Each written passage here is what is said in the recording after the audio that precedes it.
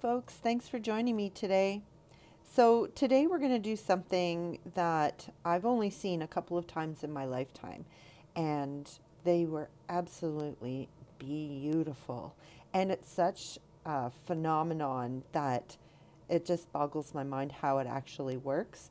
Um, but today we're going to be doing the Northern Lights.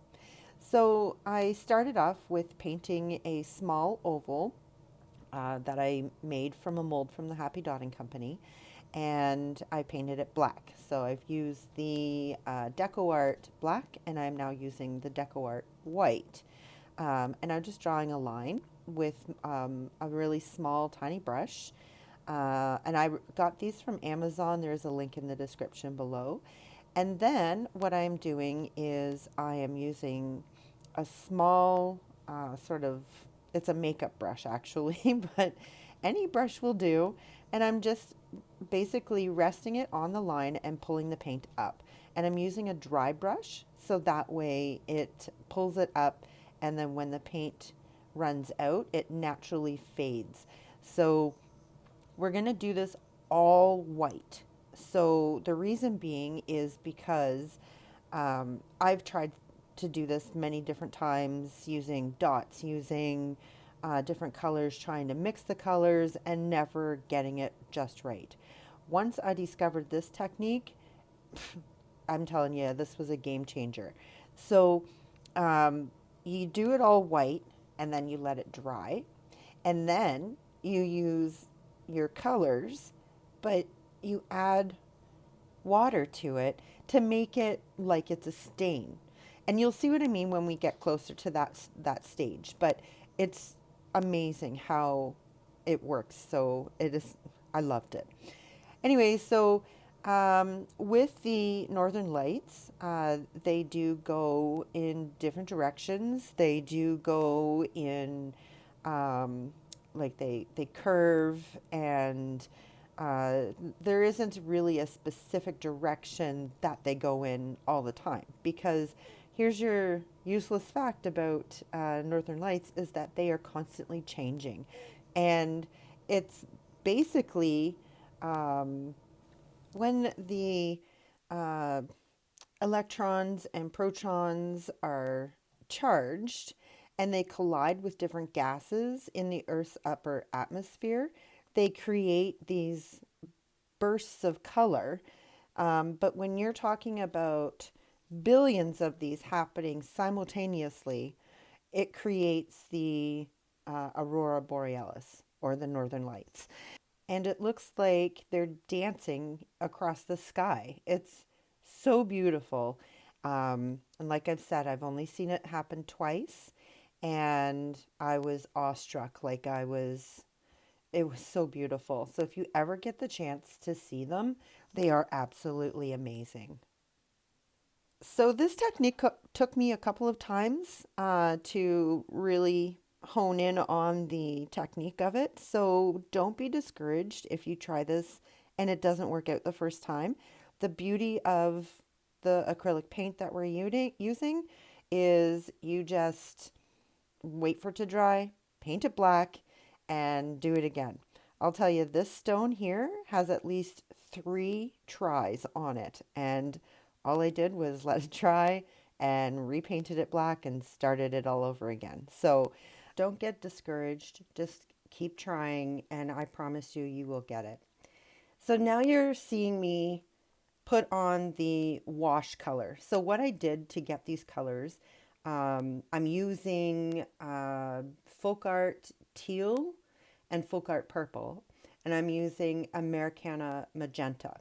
And what I'm doing, or how I got this, was I put a little bit into the wells of my paint tray, and then with my paintbrush, I grabbed some clean water just with the brush, and then I wiped the brush on the edge of the well so the water would run down into the paint, mixed it up, and then when it was really runny, like a stain color or like stain consistency, that's when I applied it. And it worked amazingly. And look at these lights. Like they look so awesome. And as I mentioned before, I've got a few different layers on this. So the previous layer that I did, I had put on some of the sparkle varnish, and I painted it black again. However, what happened was it was I don't even know how to describe it. It was like a wonderful mistake. So with the amount of water that was in the color that I used to stain, it actually washed away a lot of the black paint that was on top of the glitter.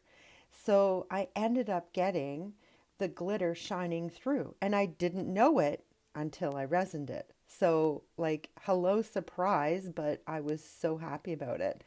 So, just be mindful of that. Mine turned out to be okay, but just know that maybe you need a couple of coats of black. I'm not sure, but it was a happy surprise or happy mistake for me. Now what I'm doing is I'm using FolkArt Happy Green as the color to sort of really make these colors stand out, or the Aurora Borealis to stand out. So I'm just doing it on the lines or the edges of the Northern Lights, and doing the same technique where I use my, in this case, a makeup brush, and I just pull the color up into the other colors that are already there. And then if there's anything that I want to be a little bit more prominent, is that, I'm not saying that right. If I want it to stand out, or if I want something to be a little bit longer, I just paint a little line on there, and then I use my dry brush that I've been using, the makeup brush, and pulling it up so that it really softens it out. And then I noticed that at the bottom, that I originally was going to put trees, like tree tops, to give it the proper illusion that the northern lights are in the sky. But everybody knows they're in the sky.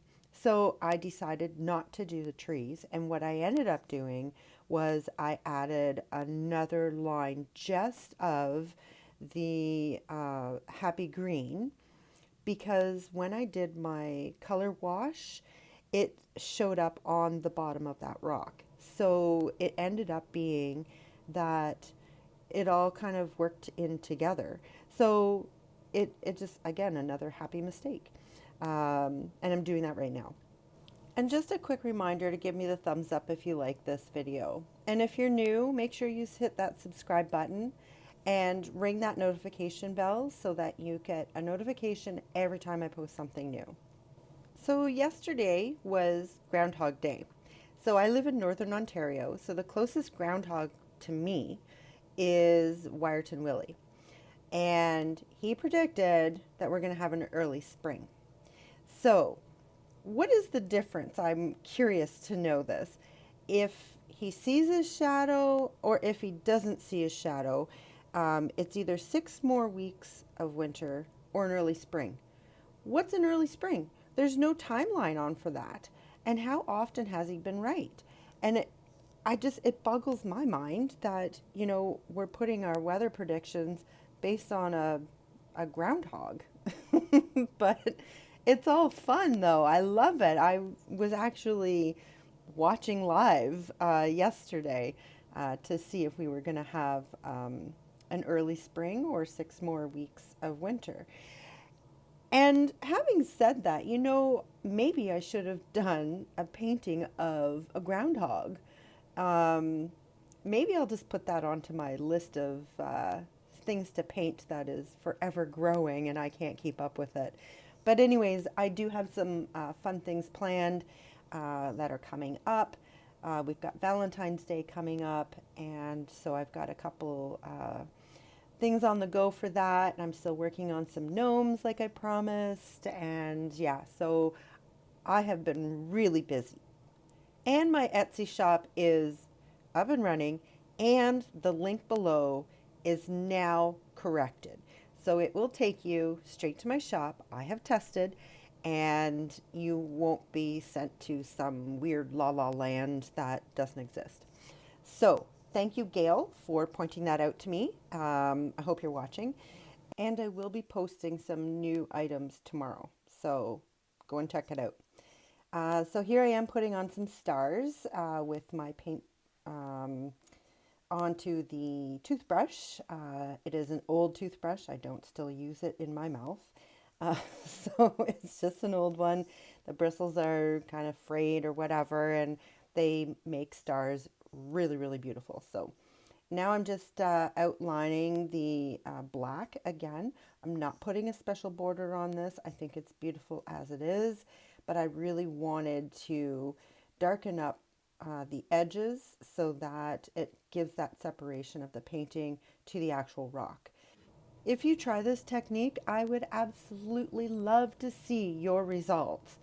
You can always go to my Facebook page. The link is in the description below, and you can post your pictures there.